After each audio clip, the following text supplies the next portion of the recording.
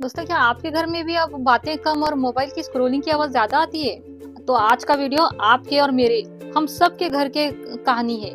आज के इस सफर में हम वो बातें करेंगे जो अक्सर दिलों में दब कर रह जाती है। हम कवर करेंगे क्यों हम सोचते हैं कि सामने वाला हमारा दिमाग पढ़ ले लेगा, मुझे नहीं सुनना वाली एटीट्यूड कैसे घर उजाड़ती है। हस्बैंड वाइफ से लेकर कलीग्स तक खामोशी कैसे दीवार बनती है। दोस्तों, अगर आप अपने बिखरे हुए रिश्तों को समेटना चाहते हैं तो ये वीडियो एंड तक देखना, क्योंकि आज हम साइलेंट किलर का इलाज करेंगे।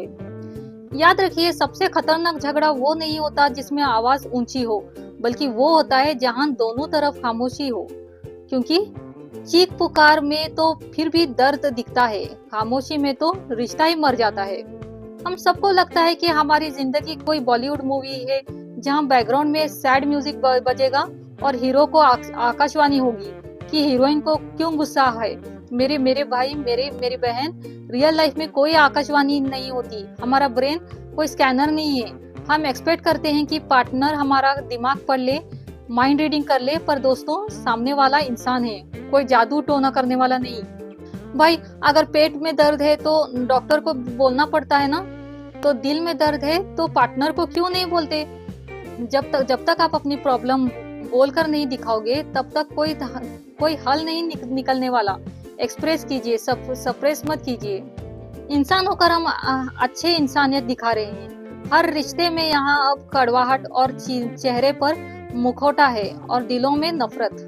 जैसे हर रिश्ते में, मतलब हर रिश्ते में, लाइक हस्बैंड एंड वाइफ, पति पत्नी के रिश्ते में खामोशी तब आती है तब दोनों को लगता है इन्हें बोलकर क्या फायदा, ये कभी नहीं समझेंगे। पति पत्नी का रिश्ता एक ही छत के नीचे दो अजनबी क्यों? क्योंकि दोनों ने साइलेंस को अपना हथियार बना लिया है, द ईगो ट्रैप करके। जब पति टीवी देख रहा हो और पत्नी किचन में गुस्से में बर्तन पटक रही हो तो समझ लीजिए साइलेंट किलर एंटर हो चुका है। ये डायलॉग हम आज हर बार सुनते हैं। जब बात बंद होती है तो ईगो बीच में आ जाता है। एक छोटी सी गलतफहमी एक बड़ी दीवार बन जाती है। इसका सोल्यूशन क्या है? हर रोज 15 मिनट्स नो गैजेट्स टाइम रखें। सिर्फ एक दूसरे से पूछे, ये न कहे कि मुझे तुमसे कोई बात नहीं करनी या मुझे तुम्हारी बकवास नहीं सुननी। दोस्तों, ये कहकर आप अपनी होशियारी नहीं दिखा रहे, बल्कि अपनी बेवकूफी साबित कर रहे हैं। ईगो को साइड में रखिए। माफी मांगने से या पहले बोलने से कोई छोटा नहीं होता, रिश्ता बड़ा हो जाता है। Parents and childrens. अब बात करते हैं उन माँ बाप और बच्चों की जिनके बीच जनरेशन गैप नहीं, कम्युनिकेशन गैप आ गया है। बच्चे कमरे में बंद है और पेरेंट्स हॉल में बैठे इंतजार कर रहे हैं। अगर बच्चा आपसे डर या ऑकवर्ड फील करके बोलना बंद कर देता है और दिल में सोचता है बोलूंगी तो डांट पड़ेगी, इससे अच्छा चुप ही रहूं, तो वो बाहर वालों से एडवाइस लेने लगेंगे। और ये आपका रेस्पेक्ट नहीं बल्कि आपका अपमान होगा। और याद रखना, बाहर वाले जब बच्चों को अपना लगने लग जाए वो अक्सर रास्ता भटका ही देते हैं। ऐसे में क्या करें? पेरेंट्स को लेक्चरर नहीं बनना है, लिसनर बनना होगा। होशियारी मत झाड़िए कि हमने दुनिया देखी है, बल्कि ये पूछिए बेटा तुम्हारा दिन कैसे था। उनके दिमाग में कोई सवाल आए तो उसका जवाब दीजिए। उन्हें घर की कंडीशन की अपडेट्स देते रहिए और बाहर की दुनिया से कैसे समझदारी से हैंडल करना है टाइम टू टाइम समझाते रहिए। ज्यादा रोक टोक हर बात में नहीं नहीं मत करिए। 2 से ज्यादा बच्चे हो तो कंपैरिजन मत करिए। बच्चों की बातों पर ट्रस्ट करें, जज ना करें। और मना करना भी रहे तो उसका रीजन भी बताइए और यहाँ बच्चे भी समझ ले। जिद ना करें, बल्कि पेरेंट जो बोल रहे हैं उसे समझिए। और पेरेंट्स और बच्चे दोनों गुस्सा खाकर एक दूसरे को अवॉइड ना करो, बट एक दूसरे से बात करते रहो। चाहे कितनी भी कड़वाहट हो, 1 घंटा 2 घंटे अपना गुस्सा दिखाओ, फिर एक दूसरे से मिल जाओ। इस पर एक शायरी हो जाए, परिंदे भी घर छोड़ देते हैं जब घोंसले में शोर कम और सन्नाटा ज्यादा हो जाए, है ना? तो अब मूव ऑन करेंगे सिबलिंग्स एंड फैमिली। पुरानी जायदाद या पुरानी लड़ाई को लेकर सालों की खामोशी भाई बहन के बीच। और डायलॉग क्या, वो बड़ा है उसे माफी मांगनी चाहिए, या वो छोटी है उसे तमीज नहीं है। भाई या बहन के बीच खामोशी अक्सर कंपैरिजन से आती है। एक ही माँ बाप के बच्चे जब एक दूसरे से ईगो दिखाते हैं कि मैं क्यों झुकूं, तो समझ लीजिए कि आपने अपने बचपन की यादों का कत्ल मर्डर कर दिया है। बात कीजिए, शायद दूसरा बंदा भी उसी एक कॉल का इंतजार कर रहा हो। भाई भाई, बहन बहन या भाई बहन, बचपन की मस्ती कब खामोश दुश्मनी में बदल जाती है पता ही नहीं चलता। भाई भाई, बहन बहन या भाई बहन जो बचपन में एक ही प्लेट में खाते थे, आज एक फोन कॉल के लिए ईगो दिखाते हैं और फिर एक दूसरे के लिए तरसते भी है।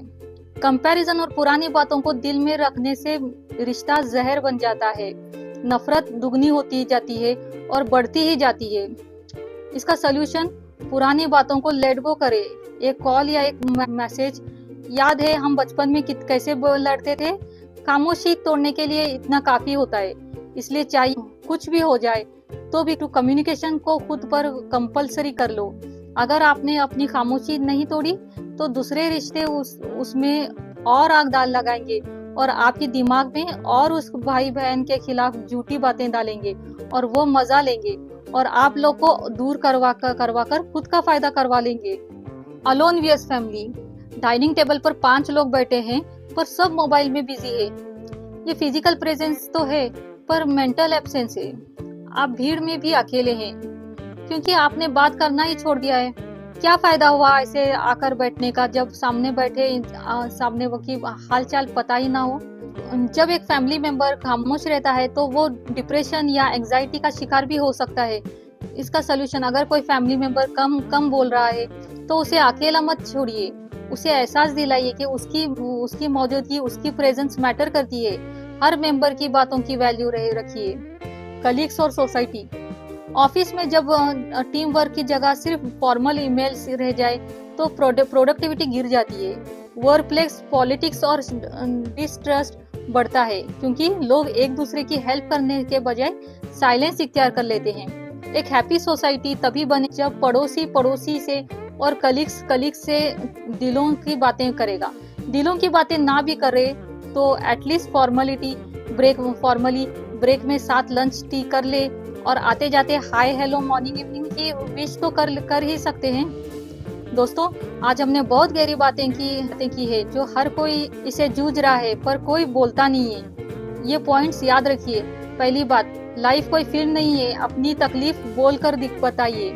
आकाशवाणी का वेट ना करे और खुद उस सामने वाला बिना बोले समझ ले ऐसा उम्मीद ना रखे। दूसरी बात, हमने समझा कि हस्बैंड वाइफ और सिबलिंग्स के बीच ईगो आना रिश्तों से बड़ी नहीं होनी चाहिए। और बात ये भी याद रखें, आप जैसा बिहेव करेंगे सामने वाला भी आपको वैसे ही रिटर्न करेगा। तीसरी बात हमने देखी, पेरेंट्स और चिल्ड्रन के बीच सुनने की आदत बहुत जरूरी है। चौथी बात हमने जाना, मुझे नहीं सुनना कहकर होशियारी दिखाना असल में रिश्ते का खत्म करना है। खामोशी सिर्फ रिश्ता नहीं तोड़ती बल्कि स्ट्रेस बढ़ाती है। जो बातें अंदर रह जाती हैं वो जहन पर बोझ बनती है। एजम्पशन, जब लोग बात नहीं करते तो वो खुद ही कहानियां स्टोरीज बना लेते हैं कि उसने शायद इसलिए ऐसा किया होगा, उसने वैसा इसलिए किया होगा।